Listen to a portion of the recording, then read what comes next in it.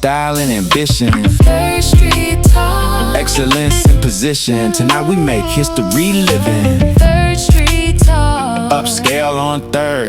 You already heard what's the word. Third Street Talk. Welcome to Third Street Talk. I'm your host, Storm. And I'm your host, K-Rock. Man, and we're here with my man, Scott Marcel, man.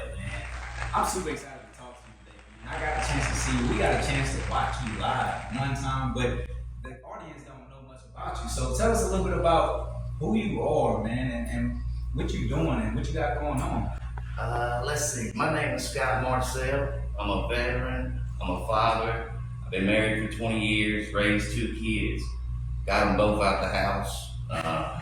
So that's a plus. That's a blessing, man. That's a blessing. Other than that, I don't really consider myself as a comedian so much as more of a storyteller. Gotcha.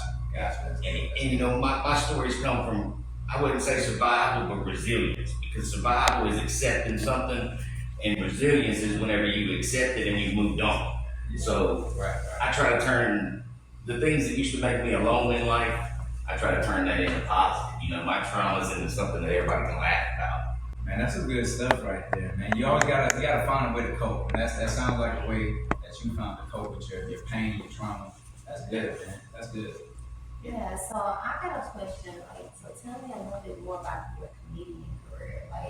How did it get started? Any challenges you may have had? Come on. Yeah, now look, if I get emotional, man, it's because of where the journey started. Let's talk about it. So in 2000, initially, whenever I signed up for the Army, I was to go to war, go to jail camp. All right. So that's what got me in the military in the first place. But I thought I was smarter than the Army because they let me pick my job. Okay. So I thought I got human resources because I figured I wasn't going overseas. I just emailed it, you know. 30 days after basic training, I was in Iraq. The only thing I could think is, damn, my recruiter lied to me. But anyway, while I was in Iraq, one night we were getting heavily bombarded, and the only place we were at was in the bomb shelter. And there was about 6 of us. I don't really remember who all was in there, but I remember my staff sergeant, Lillian Clements, was in there with us. And it started off, if y'all don't understand, indirect fire shoots debris out. So you have to stay on the ground, you have to stay low the whole time. Anyway, we're in there and we're talking about where we would want to be if we weren't here right now, what we would want to be doing. Right. Yeah. After that, we started talking about what we thought each other would be doing. And Sergeant Clemens said that I should do stand-up, that I had a way of finding humor in the most impossible things. That's a blessing, man. That's a blessing. At the time, I didn't think so. You know what I mean? I can understand. That was just a way to cope, you know, just something that we could all laugh about, because if we didn't laugh, we was gonna cry, you know, just what was going on, the scope of everything. So I promised her, you know, I said, okay, Sergeant Clemens, sure, I promise. Well, 3 months later, she was killed. Yeah, Staff Sergeant Lillian Clements. Look it up, man. She's a real hero. So I made that promise, man, and for years, I went on with my life. I went to work. I had a family to raise, you know. Right. But now they were grown, and I retired. I got my disability, and I didn't have to work anymore. Then I started sitting around the house. And Can't do that. loneliness, That's the man. part that gets you. That's the part that gets PTSD, you every time. loneliness. Yeah. And so that's whenever I started taking the things that made me alone from everybody else, and I started trying to build a connection.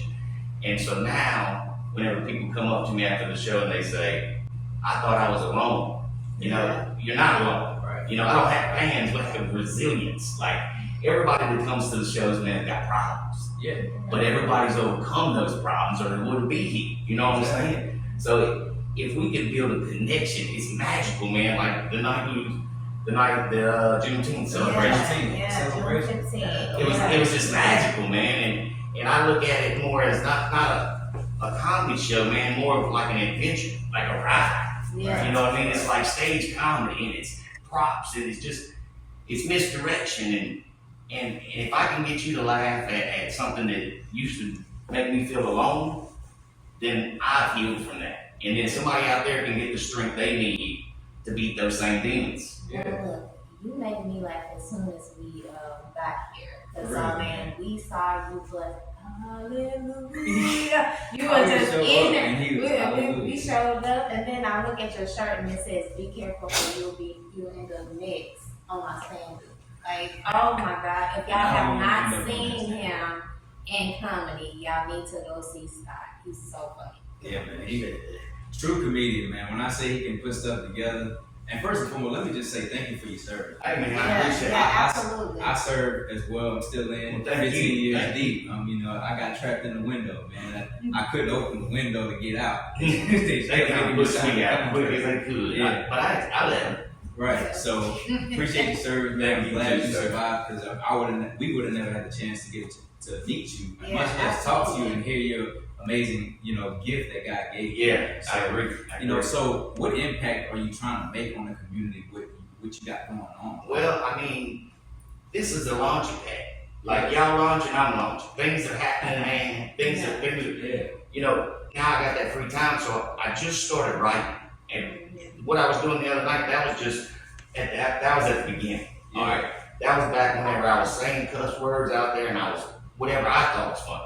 Yeah. But now that I've gotten into it a little bit deeper, I changed my name from Damn It Scott to Cousin Scott. I want to build that bridge before I ever say anything. Okay. right. So, That's right. Now why the change? Why the name Well, change? because- Let's get that out there. well, because Damn It Scott, I wanted it to be, damn, it's Scott, Yeah. But that was, that's for the adult crowd. So you got to check a whole bunch of different boxes whenever you put your videos out there, because of content. And so I changed it up and tried to be more clean. Figured the clean one would pay me a little bit. Yeah. I mean, I don't know yet. I hadn't really. Take your shot. You never know what you're gonna get. You're right, man. I think I've had a lot more encouragement of building it. Just the reaction from people, man. Right. Just that magical, because then they remember you. Then they want to come back next time. Yeah. And then they got something that they want to share with you. Yeah. So it just builds. I love that. So tell me, how can people reach you on social media? Tell them about your platform. How can they contact you? Ooh, don't worry about contacting me.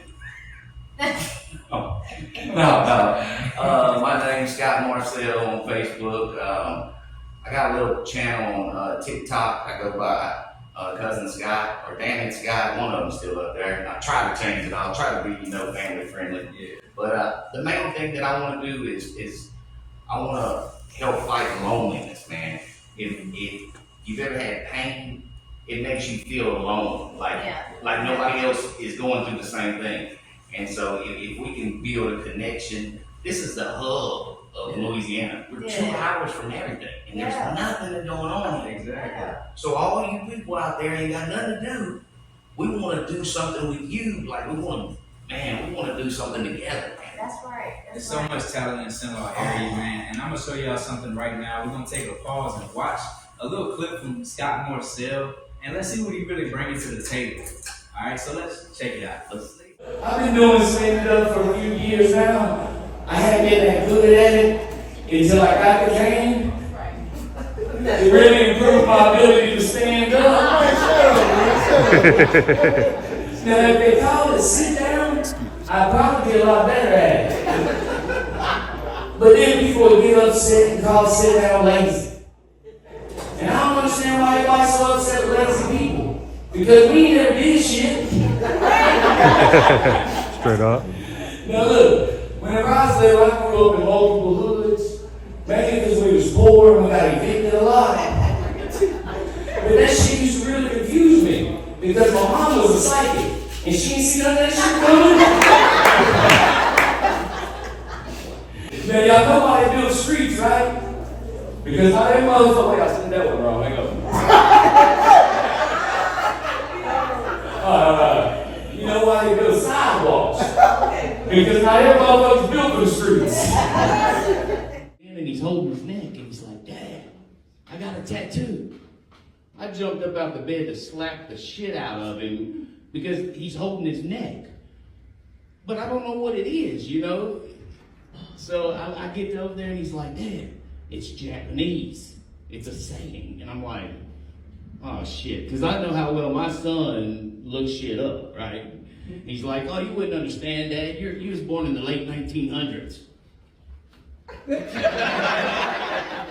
couldn't argue that. You know, yeah. Guess what? Man, that was great. Man, that was great. You know, shout out to Scott for that amazing comedy. How about that? Man, so what's next for you, Scott? Like, I know you got big things coming in Cenlar, but outside of Cenlar, if you got anything, what you got going on? Tell us about it. Actually, man, something I'm really excited about.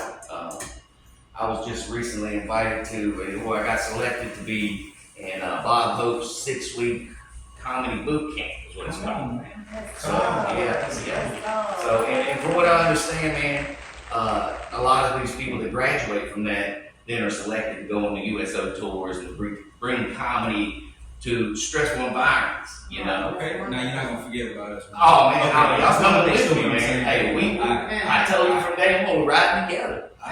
If I gotta drive the bus, I drive the bus. Hey, good. Yeah, and now look, whenever y'all see my wife, man, y'all gonna be like, man, how do you get that one for, you know? Look, it's not, I know a lot of people get confused with Beauty and the Beast, you know?